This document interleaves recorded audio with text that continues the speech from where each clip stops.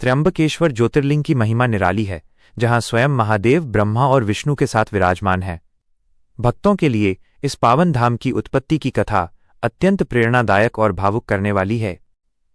ऋषि गौतम और अहिल्या की भक्ति की कथा।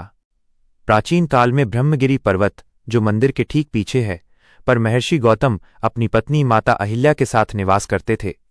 उस समय वहां भयंकर अकाल पड़ा, लेकिन ऋषि गौतम के तपोबल से उनके आश्रम में कभी अन्न जल की कमी नहीं हुई। ईर्ष्या का जाल। अन्य ऋषियों को ऋषि गौतम की प्रसिद्धि से ईर्ष्या होने लगी। उन्होंने छल से एक मायावी गाय को गौतम ऋषि के खेत में भेजा। जैसे ही ऋषि ने उस गाय को तिनके से हटाने की कोशिश की, वो गाय वहीं गिरकर मर गई। गौहत्या का कलंक। ऋषियों ने गौतम जी पर गौहत्या का आरोप लगा दिया और उन्हें आश्रम से निकाल दिया। ऋषि गौतम इस पाप के प्रायश्चित के लिए व्याकुल हो उठे। गंगा का अवतरण और शिव का वरदान।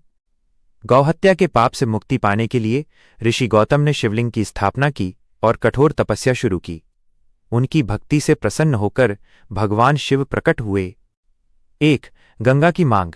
ऋषि गौतम ने महादेव से प्रार्थना की कि वे माता गंगा को पृथ्वी पर भेजें ताकि उनके जल से वे पवित्र हो सकें। 2. गोदावरी, गौतमी गंगा। शिवजी की जटाओं से गंगा की एक धारा वहां प्रकट हुई, जिसे आज हम गोदावरी या दक्षिण गंगा के नाम से जानते हैं। 3. त्र्यंबकेश्वर नाम का रहस्य।